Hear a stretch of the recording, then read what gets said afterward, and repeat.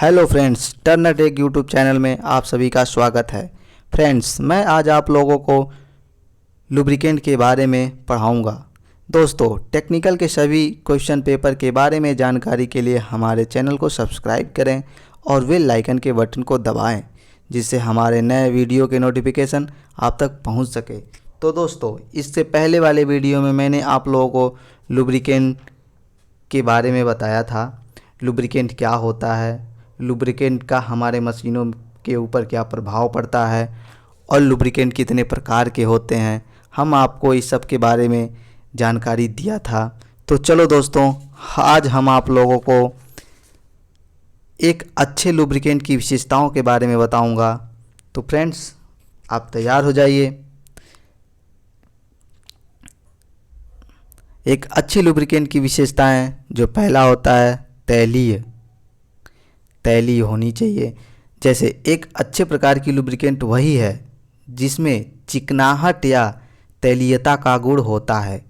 इस गुण के कारण वह पार्टों के बीच में टिका रहता है और पार्टों की मैचिंग सरफेस चिकनाहट प्रदान करता है। इसे पार्ट कम घिसते हैं। इसके कारण यह मेटल पर तेल की परत छोड़ता है। यह गीलापन व फिसलन प्रदान करता है। तो दोस्तों, एक अच्छे लुब्रिकेंट में तैलीय का गुण अच्छा होना चाहिए। दूसरा, आइए दोस्तों, विस्कोसिटी। आपको बताते हैं विस्कोसिटी क्या होती है। यह तेल के गाढ़ेपन को प्रदर्शित करता है। इसी गुण से इसके बहने संबंधित रुकावट का पता लगता है। जिस लुब्रिकेंट में जितना ज़्यादा विस्कोसिटी रहेगी, वो लुब्रिकेंट उतना ही अच्छा होता है। ये भिन्न भिन्न तापमानों पर लुब्रिकेंट का बहाव कितना है, जो तेल पतला होगा उसकी विस्कोसिटी उतनी कम होती है, और जो गाढ़ा होता है उसकी विस्कोसिटी उतनी अधिक होती है। दोस्तों, जो हमारे पास लुब्रिकेंट आता है वो नंबरों में आता है, वो नंबरों में दर्शाया जाता है। जैसे दोस्तों, विस्कोसिटी जो होती है वो 145 से लेकर 3500 तक के नंबरों में ये मिलती है। वहाँ पर अधिक विस्कोसिटी नंबर लगती है जिस मशीनों में सबसे ज़्यादा हीटिंग यानी गर्माहट या तापमान होता है। वहाँ पे सबसे अधिक नंबर वाली विस्कोसिटी का लुब्रिकेंट प्रयोग किया जाता है। दोस्तों, इसको लुब्रिकेंट में जो विस्कोसिटी नापने की जो मशीन होती है वो विस्कोमीटर होता है। वो विस्कोमीटर होता है। इसी विस्कोमीटर के सहायता से हम किसी भी लुब्रिकेंट में उसकी विस्कोसिटी नापते हैं। दोस्तों, फ्लैश पॉइंट। तीसरा है फ्लैश पॉइंट। फ्लैश पॉइंट क्या होता है? तेल का तापमान का वह बिंदु जिस पर वह भाप बनकर उड़ना शुरू हो जाता है उसे फ्लैश पॉइंट कहते हैं। प्रत्येक तेल का एक फ्लैश पॉइंट अलग अलग होता है, इसलिए बियरिंग में प्रयुक्त लुब्रिकेंट का फ्लैश पॉइंट बियरिंग के तापमान से अधिक होना चाहिए। जैसे अभी हमने आपको बताया था, जो विस्कोसिटी होती है, गाढ़ेपन होता है 145 से 3500 नंबर तक। उसी तरह से जो बियरिंग हमारा होता है, उस बियरिंग का तापमान अगर मान लो आप 2 डिग्री सेंटीग्रेड है, तो हमें जो फ्लैश पॉइंट का यानी जो लुब्रिकेंट हमें प्रयोग करना है वो इस 2 डिग्री सेंटीग्रेड तापमान से ज़्यादा वाला प्रयोग करना है, जिससे वो जो फ्लैश पॉइंट है यानी जो उसका भाप बन के उड़ने की जो चांसेस हैं वो थोड़े कम हो जाएं। चौथा, फायर पॉइंट। फायर पॉइंट क्या है? जिस पर तेल आग पकड़ लेता है उसे फायर पॉइंट कहते हैं। यह फ्लैश पॉइंट से, ये जो फायर पॉइंट होता है वो फ्लैश पॉइंट से, यानी जो हमने अभी आपको फ्लैश पॉइंट के बारे में बताया, वो फ्लैश पॉइंट से 15 डिग्री सेंटीग्रेड से अधिक होता है। 15 डिग्री सेंटीग्रेड से अधिक होता है, या 20 डिग्री फ़ारेनहाइट से अधिक होता है। तो दोस्तों ये जो होता है वो 15 डिग्री सेंटीग्रेड से 20 डिग्री फ़ारेनहाइट से अधिक होता है, अतः लुब्रिकेंट का चुनाव करते समय यह ध्यान रखा जाता है कि मशीन पार्ट का वर्किंग तापमान तेल के फ्लैश पॉइंट और फायर पॉइंट से कम होनी चाहिए। यानी हम जब इस तेल लुब्रिकेंट का जब हम चुनाव करते हैं तो हमें ये बात ध्यान रखना चाहिए कि जो हमारा मशीन का तापमान है वो तापमान कम होनी चाहिए हमारे फ्लैश पॉइंट और फायर पॉइंट के तापमान से। एक अच्छे लुब्रिकेंट यानी एक अच्छा लुब्रिकेंट जो होता है उसका फायर पॉइंट 15 डिग्री सेंटीग्रेड होता है, 15 डिग्री सेंटीग्रेड होता है एक अच्छे लुब्रिकेंट का फायर पॉइंट। अब दोस्तों पांचवा पोर पॉइंट। पोर पॉइंट क्या होता है? तापमान का वह बिंदु जिस पर तेल गाढ़ा होकर जमता नहीं तथा बहता रहता है, मतलब गाढ़ापन हो के वो जमे ना, वो बहता रहे, उसे पोर पॉइंट कहते हैं।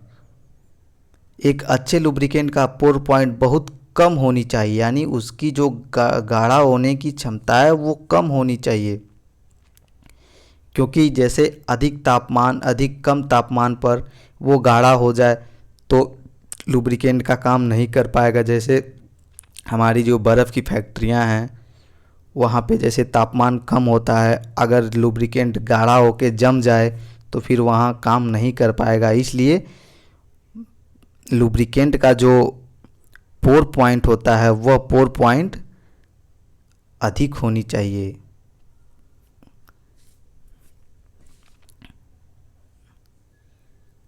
इम्लीफिकेशन। अब इम्लीफिकेशन क्या है? इम्लीफिकेशन वह होता है एक स्नेहक में पानी नहीं घुलता तेल और पानी के घोल को ही इम्लीफिकेशन कहते हैं। मतलब जब हम कूलेंट के बारे में तो आप सुने हो, जैसे हम कूलेंट, अब आगे वाले वीडियो में हम आपको कूलेंट के बारे में पढ़ाएंगे। तो जब हम कूलेंट को मिलाते हैं पानी में तो उसी को इम्लीफिकेशन कहते हैं। अब देखिए इम्लीफिकेशन क्या होता है? कूलेंट का जो होता है तेल को पानी में मिलाने का अनुपात होता है 1:20 का, यानी 1:20 का अनुपात होता है। ये याद रहे दोस्तों, ये क्वेश्चन पूछ लेता है कि कूलेंट मिलाने का अनुपात क्या होता है, तो आपको याद होना चाहिए 1:20 का अनुपात होता है। वनस्पति तेल। जब तेल हवा में, ये है वनस्पति तेल, जब तेल हवा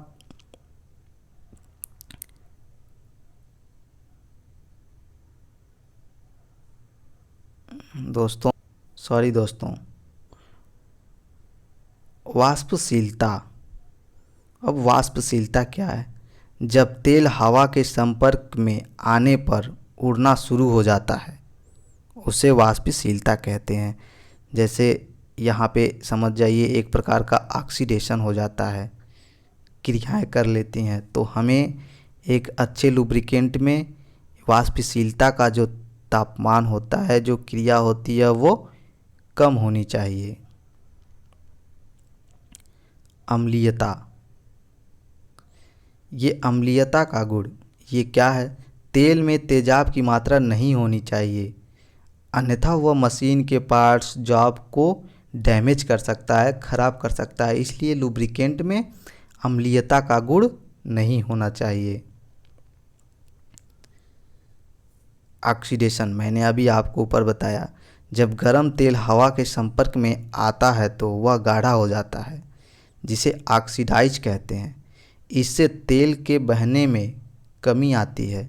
इस कारण स्नेहक कम ही प्रयोग में लाए जाते हैं जिसमें ऑक्सीडेशन की मात्रा होती है, क्योंकि तेल तो बार बार गर्म होता ही है।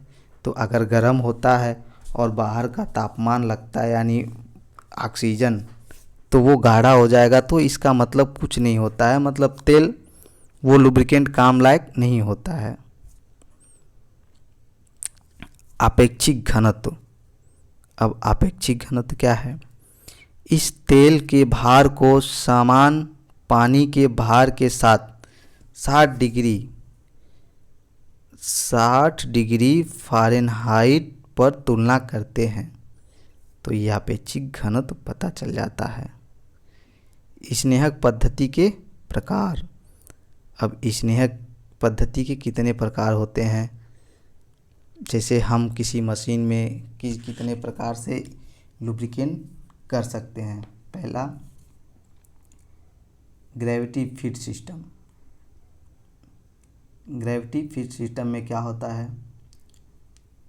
इस विधि में तेल को या ग्रीस को ऊंचे स्थान पर रखा जाता है, जहां से तेल या ग्रीस एक एक बूंद करके गुरुत्वाकर्षण द्वारा मशीन के पार्ट्स के ऊपर गिरता है। अब ये ग्रेविटी फीड सिस्टम करने की कितनी विधि होती है? इसकी 3 विधियाँ होती हैं। पहला, ऑयल कप।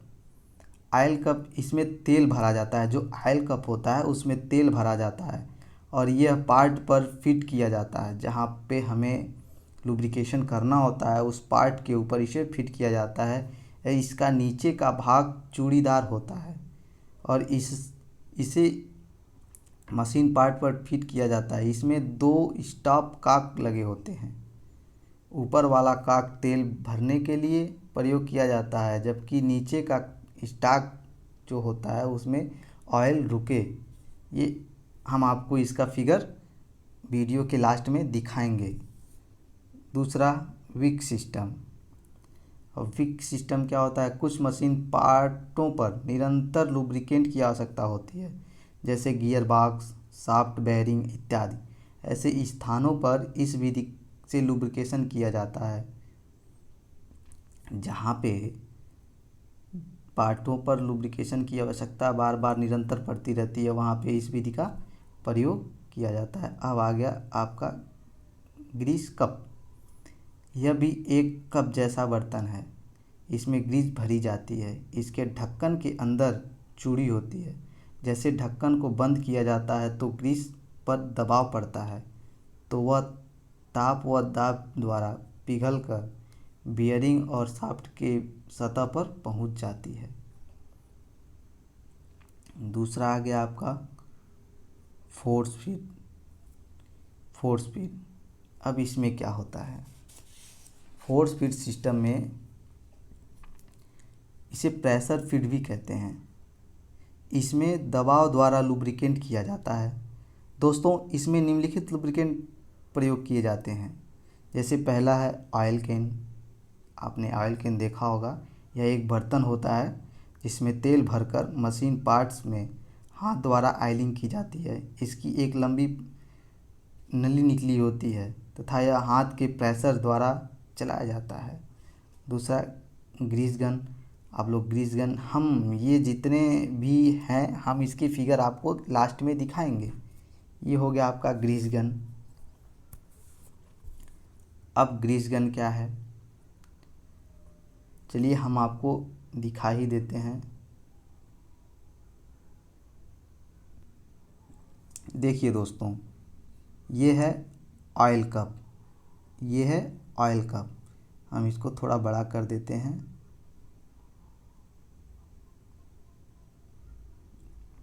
ये होता है सिलेंडर ऑयल कप। हमने आपको जो बताया,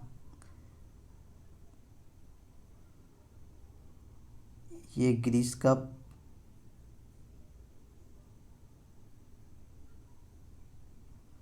तो ये आपका फिगर हो गया दोस्त, देख लीजिए।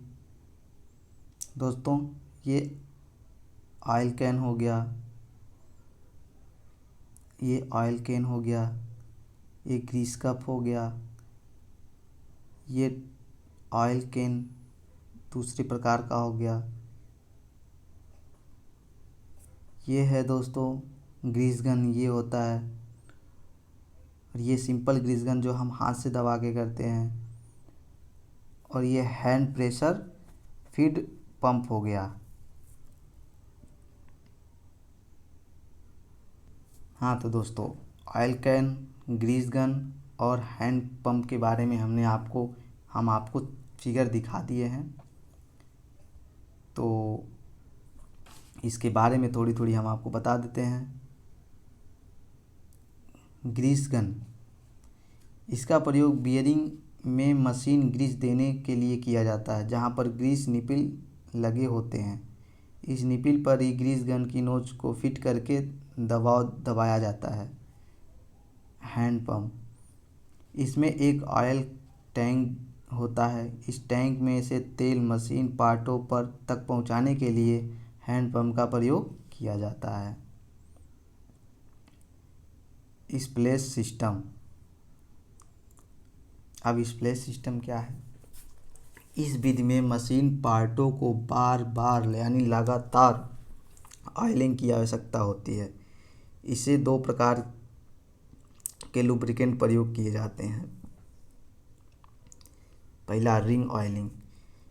इसमें बियरिंग शाफ्ट के ऊपर एक रिंग फिट किया जाता है जो ढीला होता है। यह रिंग बियरिंग शाफ्ट के नीचे बने ऑयल कंटेनर में भरे तेल में डूबा रहता है।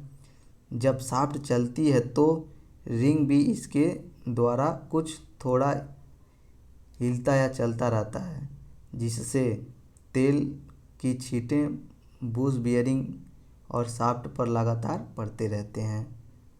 वर्म एंड वर्म गियर, तो दोस्तों जो वर्म एंड वर्म गियर होता है, तो जो हमारा वर्म होता है वो ऑयल टैंक में डूबा हुआ होता है, जिससे वो भीगा रहता है और गियर में भी इसका होता रहता है। तीसरा, चैन ऑयल। अब चैन ऑयलिंग में भी होता है। हम आपको दोस्त इसका फिगर दिखा देते हैं। दोस्तों,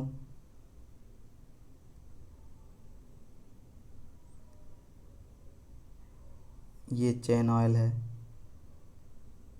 ये देखिए, ये ऑयल में डूबा हुआ है, ये ऑयल है, ये चैन है। ये चैन ऐसे सॉफ्ट के ऊपर चलता है और यहाँ ऑयल में डूबता है, फिर ये ऊपर ये इसे लुब्रिकेंट होता है, इसे चैन लुब्रिकेंटिंग कहते हैं।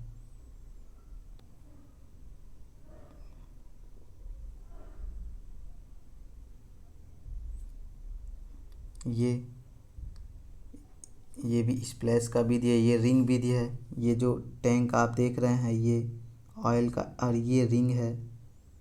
ये रिंग इसमें डूबता है फिर ऐसे चलता है, तो इसे बूश के बीच में ऑयलिंग करता रहता है। ये वर्म व्हील है, ये वर्म गियर है। वर्म गियर ऑयल में डूबा रहता है, जिससे ऐसे ऑयलिंग होती है। ये सारे स्प्लैश सिस्टम से लुब्रिकेशन किया जाता है। दोस्तों, अब अगली वीडियो में हम आपको कटिंग फ्लूइड के बारे में बताएंगे। अगर आपको ये वीडियो पसंद आया हो तो लाइक, शेयर और कमेंट ज़रूर करें। धन्यवाद एंड